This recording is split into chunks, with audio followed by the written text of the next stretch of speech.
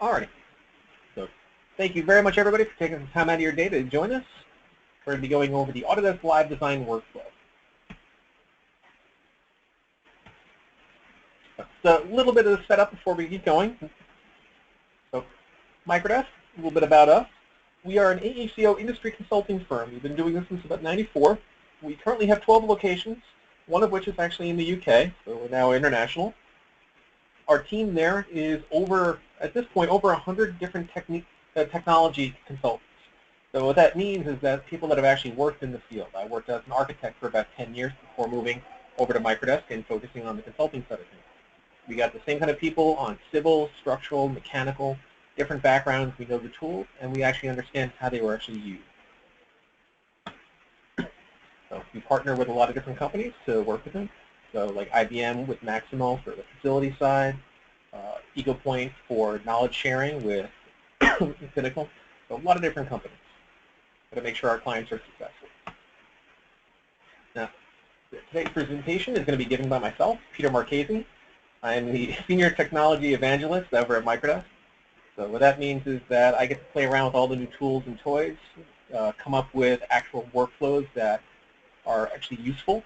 So new things like UAVs or drones or virtual reality, they're great new technology, but just because something is cool doesn't make it useful. So I actually work with our clients and with the rest of our team and come up with actual useful workflows that can take advantage of the technology. Now, the Autodesk Live Design workflow. So what we're going to be covering today is basically what is live. We'll talk a little bit about what the problem is that we're trying to solve. So again, having a really cool piece of technology is nice, but unless it's actually doing something, it's fixing a problem or solving an issue, it's just a piece of cool tech. So we'll go over what we're trying to fix with this, go a little bit over the workflow, and then over the main two components of this, Autodesk Live and Stingray. Then we'll wrap up and answer questions. Now, for the duration, everybody here is on mute. But if you have any questions, feel free to drop it into either the Q&A or into the chat window. I'll be keeping an eye on that, and I'll be trying to answer things as we get rolling. Now, just before we get rolling, though, I would like to ask the audience a couple of questions. I'm going to pop a quick poll up here.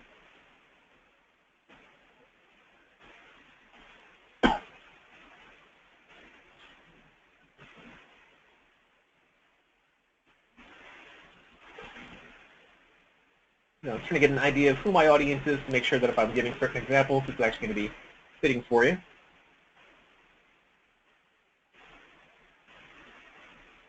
Yeah, perfect. So, mostly it's CAD and BIM management, but we have some designers in here. Great. And then, how many of you are actually currently using Revit?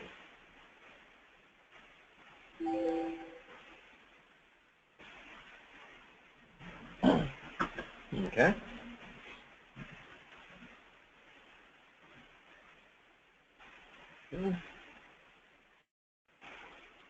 But most of you, yes. A few of you are saying no. Don't worry, we can still use these tools with software, with content that's coming from other programs as well.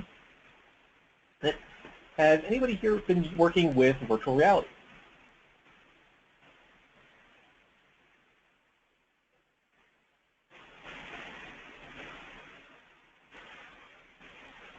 Yeah, plenty.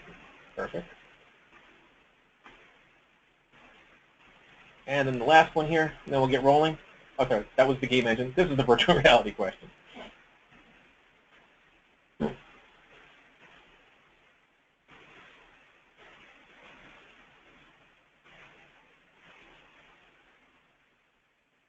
Good, nice mix.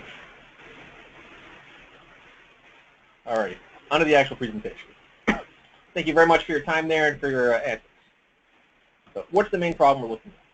So main thing is when a designer tries to explain their design, a lot of the times up until now we've been focusing more on 2D drawings. The problem we come from that is a lot of people outside the industry, and in all honesty a bunch of them inside the industry, have trouble actually reading these drawings and understanding what's happening in elevation, in 3D, and perspective. Some can look at it and immediately visualize that, but not everybody can. Now, as we've developed our software and the way that we work, we've got to the point where we can go into and create a nice 3D perspective view. And that's still pretty good. it starts to give us an idea of what things will look like in 3D. It helps explain the problem. It helps explain our intent. And from there, we can actually take that and start to animate that. The problem that we tend to run into, both from a perspective side as well as the animation side, is that we're on rails. We're walking through here, and I'm like, well, oh, hey, red doors. What's behind? Wait, I want to go. Oh, okay, maybe not. Start walking through here. You look up the stairs, and you're like, why is that just floating there? But because the presentation, the walkthrough is essentially a movie, it's animated, you're going where somebody felt you'd want to go, as opposed to where you naturally want to look, where you want to go. So we're trying to look at different tools that make things much more interactive and much more understandable to a person who maybe doesn't know anything about architecture, but wants to be able to get into the project and start to see how things are going to look, see how it's actually going to feel. Okay. So our solutions now, there's a bunch of them that are out there. So Iris VR is great when it comes to taking a Revit model and sending it straight into VR. Revisto has some options. Lumion is great for just doing a very quick presentation setup. And Enscape is similar to that. And if we're looking at things that are much more interactive, then we start looking at game engines. And Unity is probably the one that most people have heard of. Unreal is probably the most powerful one of those ones.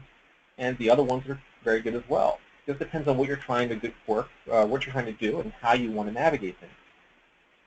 And the problems that we tend to run into, though, is that if we want to actually add interactivity, and we're using one of the game engines that are listed here, you're going to have to deal with the materials. What I mean by that is that if I take a Revit model and I send it directly to one of the game engines here, I'm going to have to export it out, and that's fine. But what's going to happen is that it's not going to maintain my materials. It's going to need me to either reapply all of them, or it's going to need me to go through different steps inside of something like Maya or Max and essentially bake all of those materials into it. So if I didn't do that, I'd basically get what I have here, what looks like a big foam core model. Everything's all white or sort of a gray tone. So what I'm trying to avoid is that whole issue that we run into from that sawtooth diagram. As one of the benefits of moving to BIM is hopefully we have much less of a gap as we go from, say, SD to DD, DD to CD. I want to just move smoothly through that. And if I'm constantly having to go to a different presentation tool and redo things and lose time, that's kind of going against that. So we're looking for a good workflow that avoids that issue and helps us get exactly what we want. And in terms of bringing our creations to life, we don't necessarily have to electrocute our models, although it sometimes helps to be a little cathartic. But what we're looking at here is the Autodesk Live workflow. And Live essentially is two things. Number one, it's actually the name of one of the programs, but it's more or less the idea of that package of tools. And what we're going to start off looking at here is Revit. And again, I noticed a few of you said you're currently not using Revit. That's okay. We can still take advantage of some of these tools. But now, if we're starting off from Revit, though, we can upload that model to the cloud. And that model is then going to be processed and cleaned up, and the materials will be baked onto it, and I'll be able to open it up directly into Autodesk Live. That's one of the two features on this service. So inside of Live, then I can decide how do I want to navigate this project? How do I want to look at this? Do I want to actually keep it on my desktop, or do I want to start looking at it on a mobile device like an iPad? Do I want to just navigate it sort of normally with a mouse, keyboard, or even a video game controller? Or do I want to send this to a virtual reality headset and really experience my design of the space? Now, the benefit of the Live side of things here is that it's really simple to get into, and it's very user-friendly. I can just walk around, and things that are categorized correctly, as like a door, they're automatically going to be animated to open and close when I get there, which is nice. But if I'm looking to do much more, so let's say I want to actually add lots of animations or interactivity, in that case, I'll go the other direction. I can send my Revit model to 3D Max, and then I can send it to Stingray. Now, Stingray is the game engine side of things, and just like Live, I have the ability to send it to a mobile device or onto virtual reality headsets if I want to. I can look at it, it's kind of in beta, but I can look at it online as well. And the cool thing is you're not locked into going one route or the other. You can actually go back and forth between these two. So if I just want to start off with something really simple, Revit into Live, perfect, that looks good. But you know what? What I'd really like to do is add more to my scene. Maybe I want to have birds chirping in the background, something flying around, moving people or cars. Okay, I can take my Live model, send it to Stingray, tweak it a bit, and then push it back. So you do have some flexibility in here in terms of what you want to do. Now, on the Autodesk Live side, again, it's Revit to the cloud to live. Very simple. You're basically going to be in your Revit model.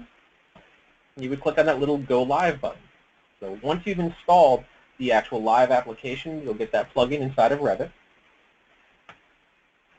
And then as I go through this process, it's going to give me a couple of options and some feedback.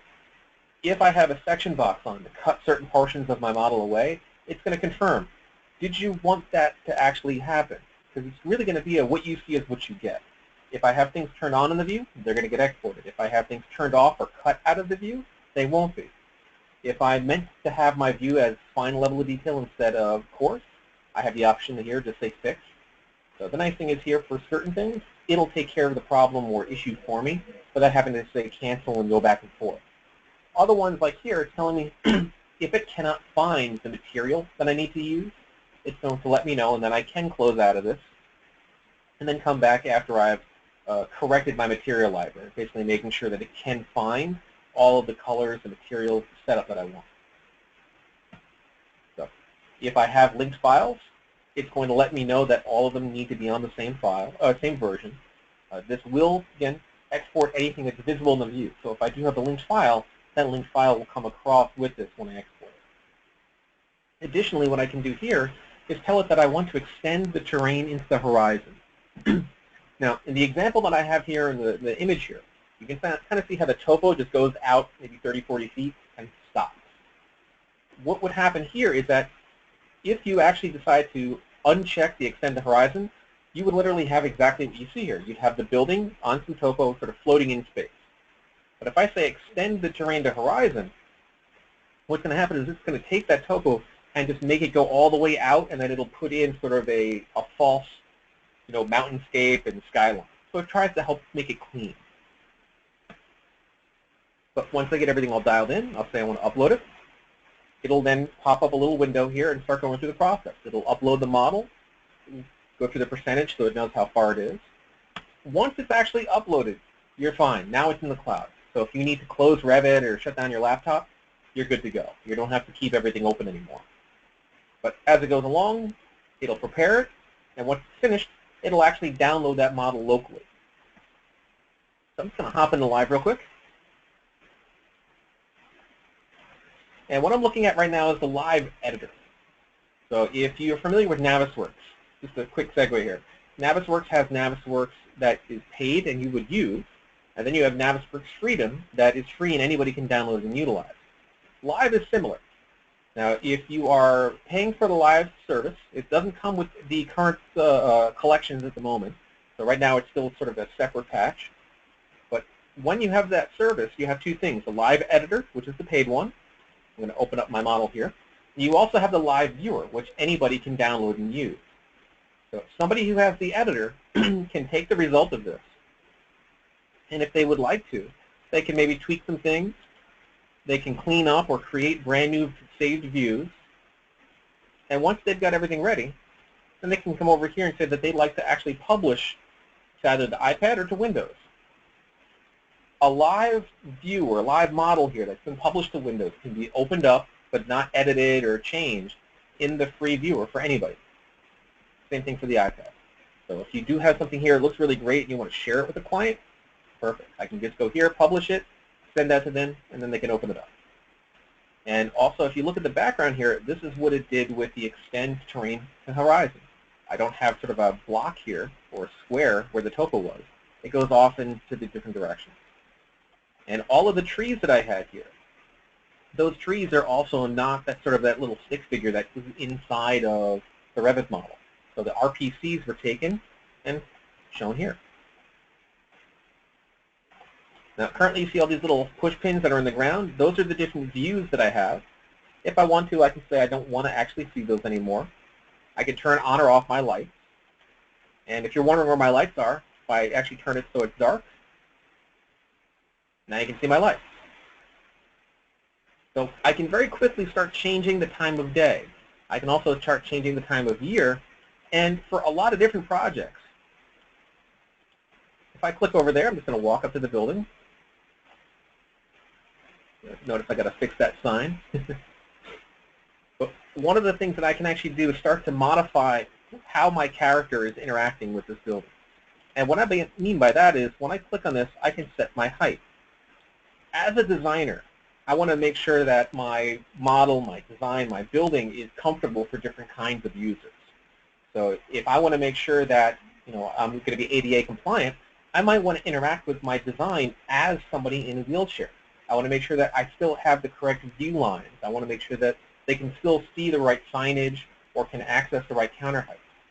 So this allows me to change that height to those specific people or just manually move it up and down. Now if I click in here into the space, it will automatically navigate towards the doors. Those will open and get out of the way. And then I can start moving around. So I can very quickly start to move through my space, navigate through that. I can start setting things up in terms of people, if I want to have them on or off. And then I can also tweak my view style if I do want to have all my colors, or if I want to make it a little bit more artistic where it's all grayscale, or just the building itself is grayscale set against the green of my topo. But again, the interface here is designed to be very simple and user-friendly. And if I want to make it even simpler, I tell it to go into presentation mode, and it cleans up the interface even more. And if I want to, I can just cycle back and forth between the views that are in here by clicking on the arrow.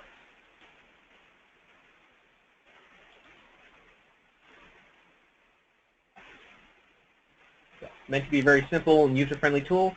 And if you do have a virtual reality headset, all I have to do to take it into VR is click on that button, and that'll actually bring it and turn on my headset so I can utilize that.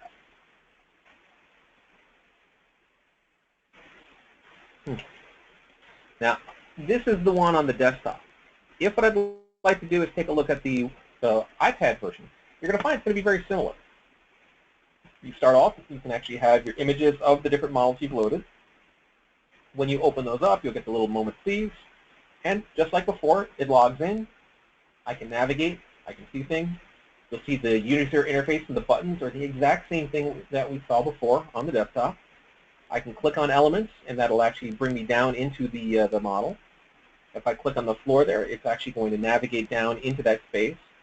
And it understands the actual model itself. So when you click there, it'll find the ramp, walk its way down the ramp, and then walk towards that space.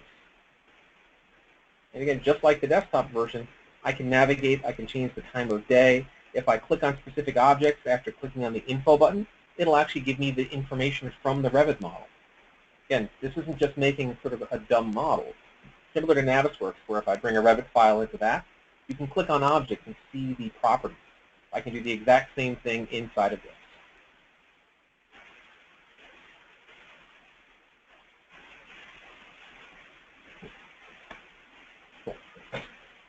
So that's live.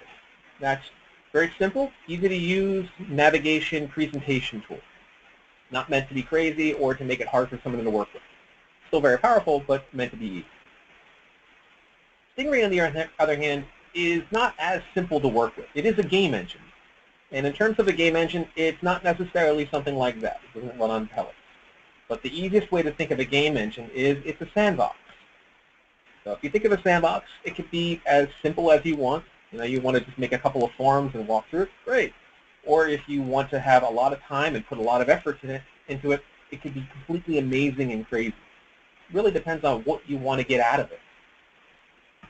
Now, in terms of Stingray, getting our work from Revit into there, and in this case, the people who are currently not using Revit, this is perfect because I can use Max or FBX and bring in just about any file format I need.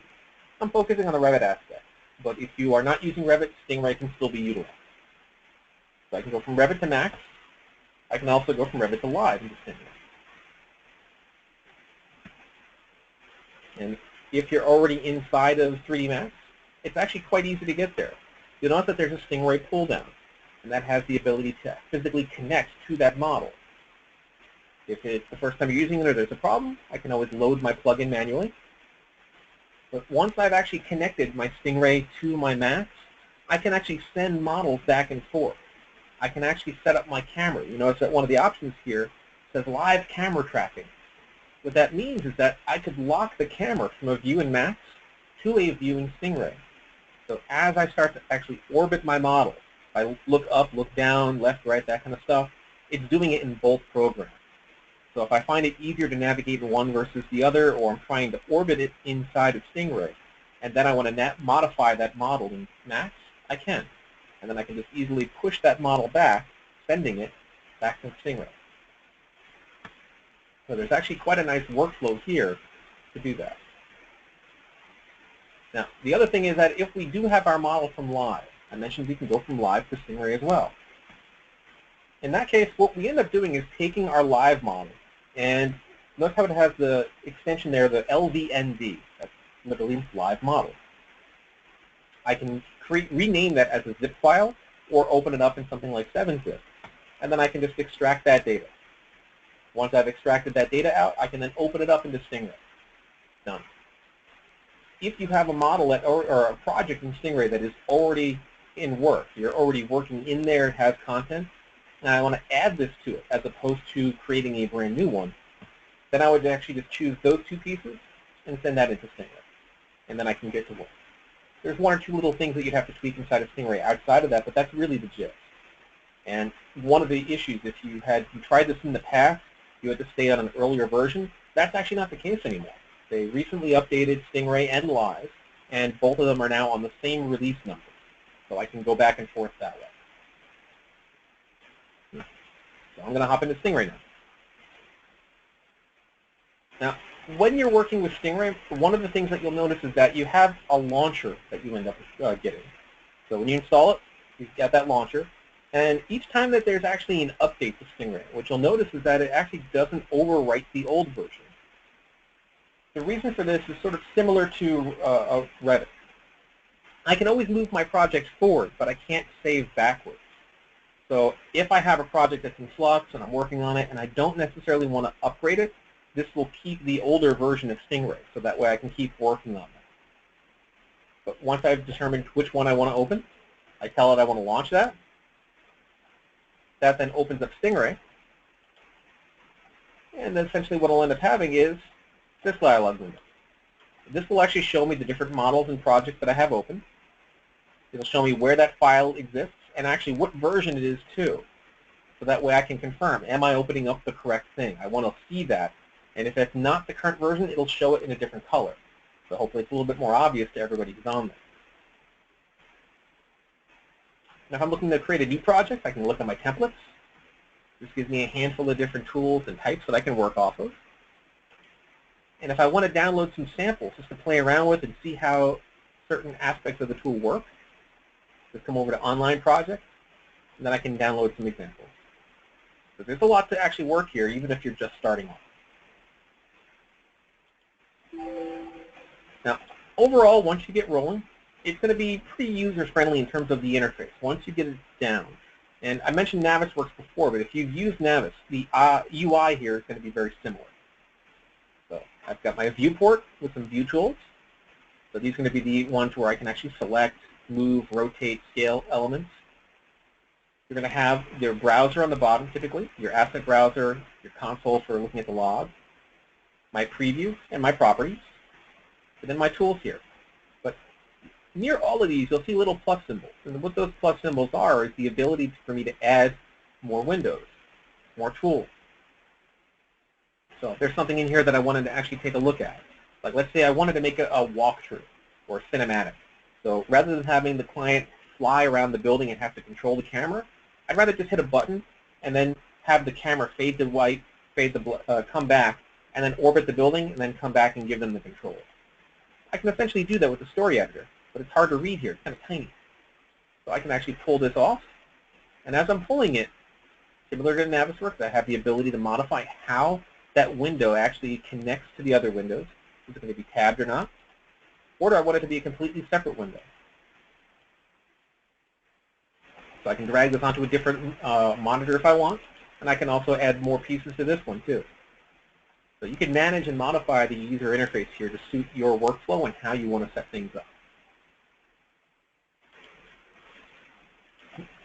Now, one of the neat things about this is that as I'm looking at my model here, I can click on the objects, I can see the properties, what physics are happening here, if there are happening on anything. I can give things different names and set them up that way.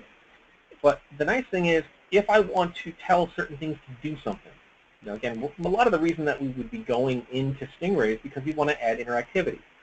The problem, or the thing that really holds a lot of people back, is they say they can't program. Well, the nice thing is, there's a lot of visual programming tools out there now. So everybody here uses Revit or is aware of Revit. You might have actually heard of something like Dynamo or another tool called Grasshopper. Within Stingray, there's a thing called level flow. And this is very similar to the other thing. So let's say that what I want to have happen is whenever I hit a certain object, something happens. In this case, that's exactly what this is.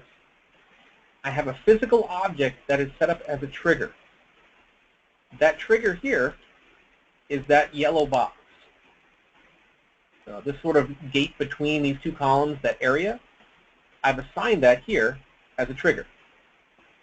What I've also done is set that when I touch that box, I want it to toggle on or off visibility of an object. So basically, I'm programming something without actually writing any code. I'm saying that if this happens, and maybe if I want to test it, I just tie it to a keyboard button too. When I walk through that area, I want an object to turn on and off. Another idea of that could be, as I walk into this space, I want the lights to turn on. I want the doors to open up. So I can start to automate and create this kind of interactivity without ever having to type any code. If I want to actually create that story I mentioned, again, I hit that keyboard button, wait a second, and then that story plays. And then at the end of it, I want to go back to my normal camera. If I want to toggle something on and off just by keyboard, same thing. On, off. If I want to tie it to a controller for a video game controller, I can do that. And this one here looks a little bit more complex, but it's really not that bad. But what this is doing is every time I hit a keyboard button, it's actually cycling through different materials that I've pre-assigned to an object. Again, one thing copied several times, each one of this is just choosing a different material and saying the next time I hit that keyboard button, I want you to move down to this level. Just a different method of saying that. And all I have to do to test this, to see if this is actually going to work, is tell it that I want to actually test my level. So that loads the current level that I'm working in, and then I can start actually walking through my space. I'm just using my keyboard right now. I'm going to walk over this area. And then I'm going to turn on gravity. There we go. Now, again, those two columns there are where I had that yellow box. And what's actually connected to it is that tiny set of stairs. So as I move to the left here, or sorry, to the right, if I remember my direction, that stair just disappeared. So by crossing this threshold, it's actually changing the visibility characteristics of that object. So similar to how I would want to maybe manage something, I can check that out and set that up. The other thing I can end up doing is turning other objects on and off with the key press.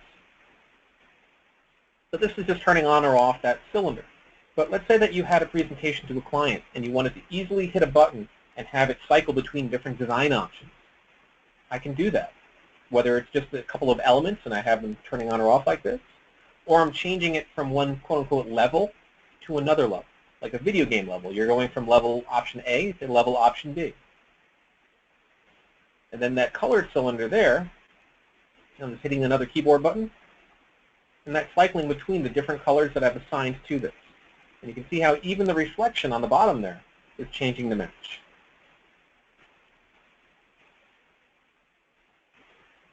And then once I'm satisfied with how things are currently working, I just hit escape and I'm back working in my space. And if I get to the point where, you know what, I'm really happy with this, I would like to publish this so that other people can work on this. In that case, then I just come over here and I say that I want to deploy this. And I choose how I'm going to deploy it. Do I want to put this out on a mobile device? Do I want to put this out on a desktop? If it's a desktop, I'll have a folder with content and then an exe or an executable that somebody can run. But the idea of Stingray, again, is it's really what you want to make out of it. It's a sandbox. If you're looking for something that is really simple, I just want to get in my model and walk around, and that's all I want to deal with. That's much more of Autodesk Live. But if I've done that, you know what, I really like that, but wouldn't it be nice if? That's usually the leading question. I'd really like it if I could hit this button and change that. Or if I can put on a VR headset and physically point at an object and turn it on and off. Or change the material or the wallpaper or the floor or anything like that. Once we start trying to create that level of interactivity, that's where the game engine comes in. And again, one of the big benefits of Stingray over the other ones is that because it's a part of the Autodesk ecosystem, it maintains my materials. I don't have to reapply them in Max or start over from scratch. If I've got a material inside of Revit and I send it through Max into here, it's going to pull that in as long as it's a basic material. And I can modify things in here, I can add more features, and I can tweak that. And if there's an asset inside the model where I want to actually start changing things, hop in here. I can always come in here and actually say I want to actually show it in Explore, so find me the folder that's in there. And if I want to make a change, again, I can just say, you know what, send that object to 3D Max. Open it up in there. I can make some changes in it, and then I can send it back to Stingray and keep working in here. So you do actually have quite a nice workflow between the different tools.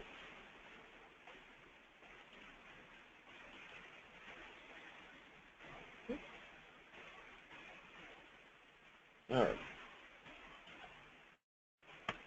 So wrapping things up.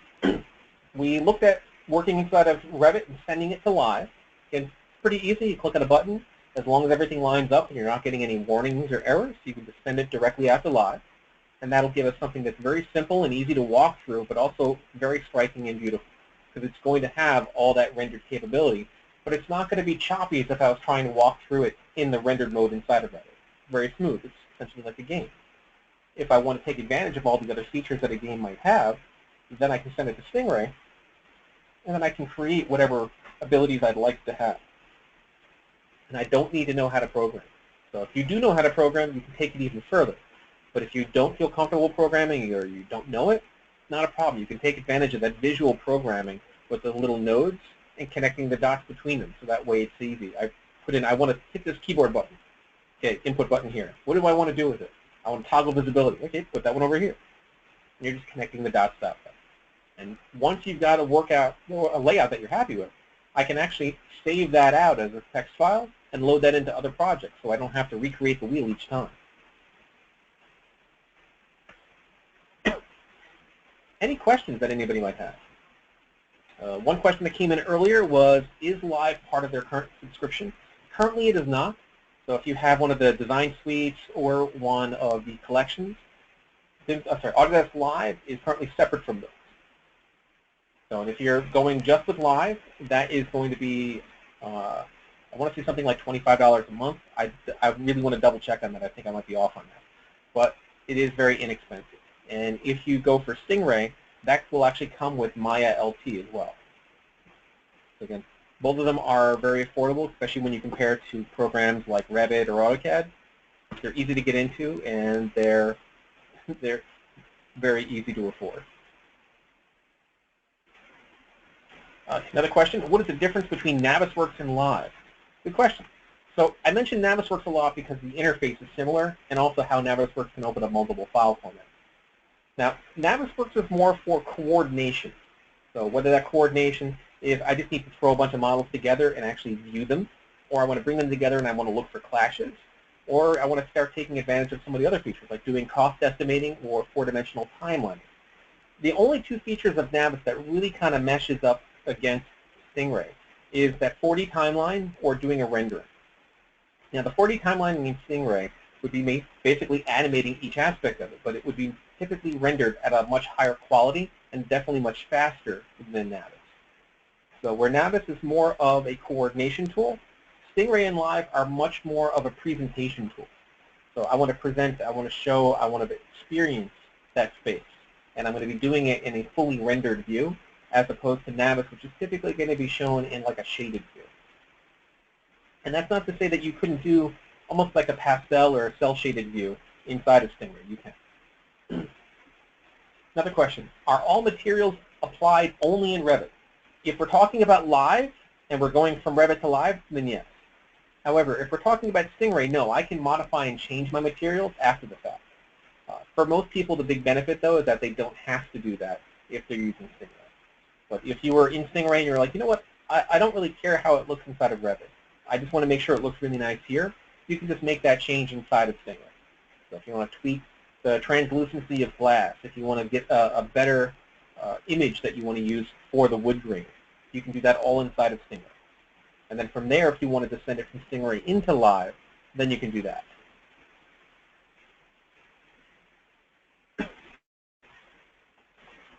Okay, another question here. What is the best method if he uses another rendering material like V-Ray in 3ds and you want to switch over to Stingray? Would you simply be able to copy the material bitmaps and then plug into Stingray material?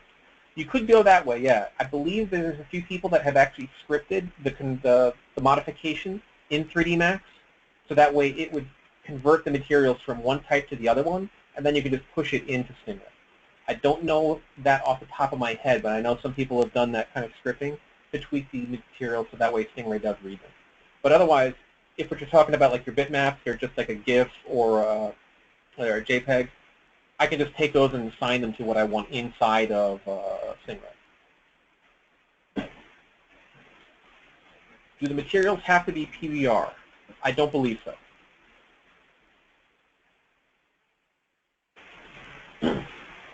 Good question. Does Stingray work with VR headsets? Yes, it does. When you're actually in Stingray, hop back in for 1 second. So if I say I want to go to my project manager, when you start off, you actually have a handful of different templates you can work with. So 4 of these templates are specific to virtual reality. If you're developing something for the mobile side, you've got VR Google or Gear. If you're developing something for the desktop side, you've got the HTC Vive as well as the Oculus Touch. That doesn't mean that if you started off on basic, you can't go back. But what it means is that those already start off with a lot of the under-hood coding, so that way it already knows how to connect to the headset. But yeah, Stingray definitely works with virtual reality headsets, and it actually creates some really engaging results.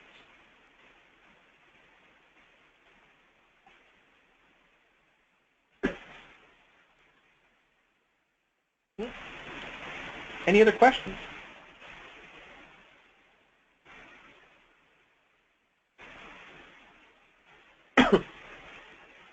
What was the path to VR through Live? The path to VR through Live was actually just clicking on the bottom right-hand corner of the screen. It's kind of hard to see because it's trying not to be too obtrusive, but there's a little button down there that actually looks like the figure of a head wearing a headset. You click on that, and if you have your computer set up with one of the desktop VR, so again, the Rift or the Vive, it'll connect to that and send the model into there, and then you can navigate it in virtual reality. So Live and Stingray both will work with virtual reality.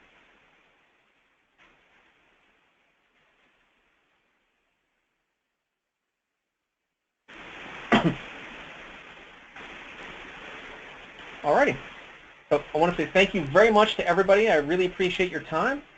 If there are questions that come up after the fact, please feel free to reach out to us. You can give us a phone call, email, or check our website. This presentation should be posted to our YouTube channel in probably the next couple of days.